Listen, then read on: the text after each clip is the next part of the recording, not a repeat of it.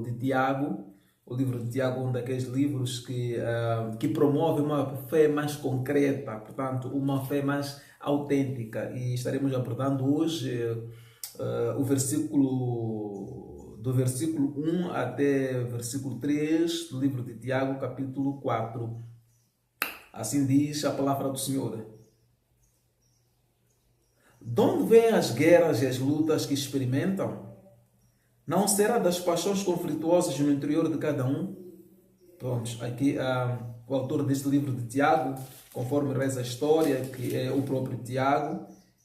Tiago foi um servo de Deus e presume-se que seja um dos responsáveis da igreja de Jerusalém.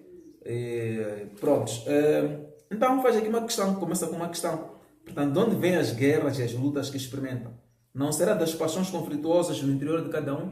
Pronto, aqui o autor do livro de Tiago faz aqui um questionamento, uma questão muito séria, muito profunda, que nos leva a refletir. A maior parte das vezes as pessoas elas estão em conflito consigo mesmas, portanto estão em guerras consigo mesmo, encontram tudo, são, digamos, são descontentes e procuram buscar refúgio nas acusações, procuram apontar o dedo para as outras pessoas. E o autor aqui deste livro traz-nos aqui esta uma espécie de um momento de reflexão. De onde vêm as guerras e as lutas que experimentam? Não será mesmo que resultam de paixões conflituosas no interior de cada um de nós? Vamos parar para fazer uma análise, uma introspecção. Vamos procurar entender qual é a causa deste digamos, desconforto, destes conflitos, dessas manifestações de insatisfação, dessa discórdia, dessas peleas, dessas lutas. Vamos parar de acusar as pessoas. Vamos parar de buscar vítimas, ou seja, de buscar causas externas. Vamos fazer uma análise no interior de cada um de nós. Será que há paz em cada um de nós? Será que cada um de nós está, digamos, em harmonia, está em comunhão com Deus? Está vivendo segundo o plano e propósito de Deus? Será que cada um de nós está, digamos, é um promotor de paz? É um veículo de paz? Portanto, 2. Desejam, mas não possuem. Matam e cobiçam, mas não ficam satisfeitos. Daí vem as vossas guerras e lutas. Não têm o que querem porque não pedem a Deus. Bom, aqui, na verdade, este livro, conforme dizíamos, é um dos livros que promove uma fé mais prática, mais autêntica. Digamos, procura colocar na prática, procura dar vida à prática. Traz-nos aqui um momento muito interessante. Procura fazer aqui um cruzamento daquilo que a palavra diz e aquilo que se vive na prática. Não é? Nós desejam, mas não possuem. Portanto, fica no desejo. Por causa dessa cobiça, dessa sede de adquirir, dessa sede de conquistas materiais, a Bíblia diz que matam e cobiçam, mas não ficam satisfeitos. Portanto, aqui há uma espécie de desvazar aquilo que é a essência, aquilo que é o fundamento da vida, o amor, não é? Procura-se tudo fazer no sentido de que não importa o que tem de se fazer, o mais importante é que as pessoas estão preocupadas consigo mesmas. Há uma espécie aqui de egoísmo, não é? Matam e cobiçam, mas não ficam satisfeitos. Portanto, mesmo desgraçado, destruindo, na expectativa de adquirir, de alimentar mais o seu próprio ego, mesmo assim não há satisfação. Há sede constante, razão pela qual as lutas não acabam, os conflitos não acabam, as pessoas são muito mais egoístas. Prontos. Daí as vossas guerras e lutas. Não têm o que querem porque não pedem a Deus. Pronto, aqui é uma sensação de que as pessoas perderam o norte, perderam a essência, não estão entendendo que, na verdade, tudo que as pessoas precisam encontram em Deus. Praticamente, Deus, até este nível, é esquecido. Deus é esvaziado, é reduzido. É como se não fosse o Criador dos céus e da terra. É como se não fosse o dono do ouro e da prata. É como se não fosse o princípio e o fim. É como se Deus fosse uma parte ínfima. Procura se reduzir aqui a importância, o valor e a posição, portanto, de Deus. Não têm o que querem porque não pedem a Deus. Até querem as coisas de Deus, no entanto, não pedindo, não reconhecendo, não temendo a Deus, há uma insatisfação. Portanto, não se alcança o que tanto se pretende, não é? Razão pela qual aqui o Senhor diz que as vossas lutas não têm fim, são constantes. Se pedem e não recebem, é porque pedem mal. Então, às vezes nós fazemos orações, fazemos um pedido de oração, aí nós não recebemos conforme aquilo que nós pedimos. A Bíblia diz que se pedem e não recebem, é porque pedem mal. O pedir mal aqui, amados irmãos, envolve vários aspectos. Qual é a posição do pedinte? Qual é a posição do orador? Certamente que a oração ela tem poder, mas o poder da oração não depende do orador, depende do Criador, depende de Deus. No entanto, importa muito qual é a situação do orador, do pedinte. Porque a Bíblia diz que a oração do justo pode muito em seus efeitos. Portanto, o justo, a posição, qual é a posição, qual é a relação deste pedinte, qual é a relação deste orador, qual é a relação desta pessoa que está a invocar, que está fazendo um pedido em relação a Deus.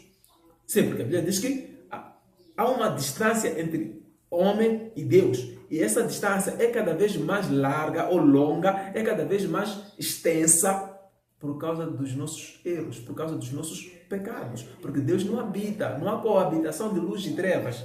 Enquanto nós nos mergulharmos em trevas, enquanto andamos em pecado, nós cavamos o abismo, nós nos distanciamos cada vez mais da pessoa de Deus. Portanto, esta posição, qual é a posição, qual é a localização, do ponto de vista espiritual da pessoa que está a orar? Se pede e não recebe, é porque pedem mal, pedindo coisas que só servem aos vossos prazeres. Qual é o objetivo, qual é a finalidade do que nós pedimos a Deus? Sim, porque a Bíblia diz que, na essência, resumindo, a vontade de Deus é que haja amor. Amor a Ele e depois amor ao próximo, assim como a nós mesmos. Então, qual é o objetivo ao pedir? É para quê? O que é que eu estou a pedir? Para que finalidade? Até que ponto estarei servindo a Deus com a coisa que eu estou pedindo?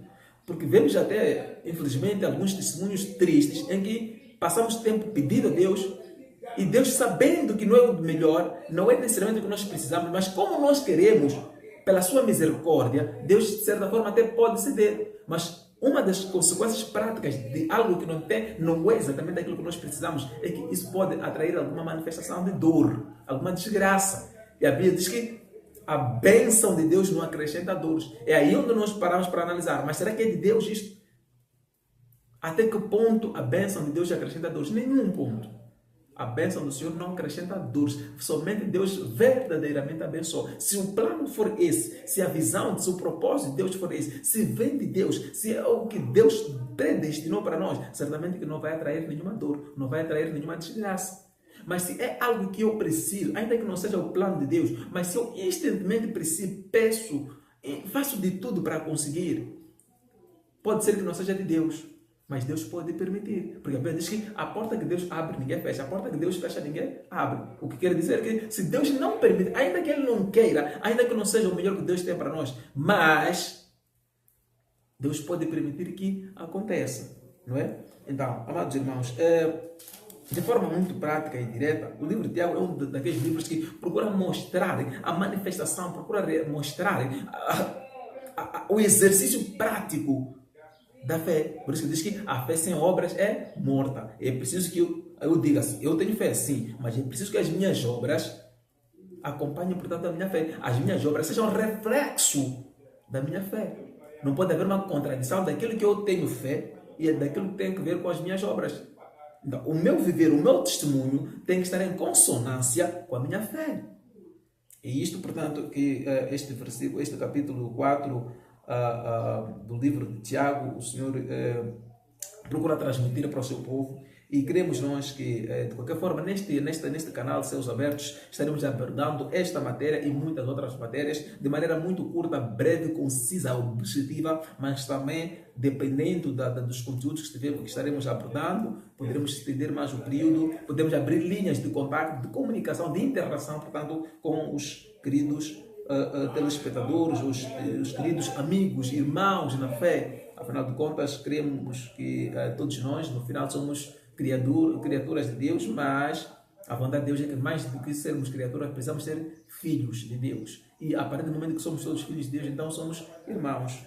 Então é isso que nós promovemos, portanto, esta harmonia de convivência como cristãos. Acima de tudo, convivemos, ou partilhamos, assim evangelizamos, assim fazemos a nossa parte, servimos a Deus, contribuindo efetivamente para anunciar o Evangelho de maneira que mais pessoas sejam alcançadas. Não importa a sua designação ou denominação. Se é um cristão, junte-se, subscreva no nosso canal de YouTube, acompanha, portanto, as nossas publicações, os nossos vídeos, deixa lá a sua preocupação, vamos trazendo um entendimento bíblico, vamos orando, vamos intercedendo, traga pontos de oração que nós vamos parar na brecha juntos, orando e intercedendo. A Bíblia diz que o que unirem na terra será unido nos céus, ou o que ligarem na terra será ligado onde? Nos céus, onde estão dois ou mais, amor, respeito, me encontro no meio entre os tais. Portanto, nós de cá, vocês dali, podemos estabelecer esta corrente de união, podemos amarar este propósito, podemos interceder. Certamente que quando nós estamos no mesmo espírito, no mesmo entendimento, quanto maior formos, melhor ainda. A nossa oração tem muito mais força, tem muito mais poder. Portanto, é desta forma que nós contribuímos e esperamos sinceramente que esta mensagem chegue e alcance muitas pessoas e, acima de tudo, traga motivação para muitas pessoas. Hoje em dia temos visto muitos cristãos caídos, desmoralizados, muitos cristãos, digamos, sem força, sem moral. E o propósito deste canal, o propósito deste programa, Evangelho Motivacional, efetivamente é para lembrar que Deus existe. É para lembrar que Deus está pronto. É para lembrar que ainda é possível, ainda não é o fim. É para dar força, é para dar ânimo, dar coragem. É para transmitir uma palavra que conforta, acima de tudo, uma palavra de paz. Porque o evangelho que nós anunciamos é um evangelho de paz, é um evangelho motivacional, é um evangelho que promove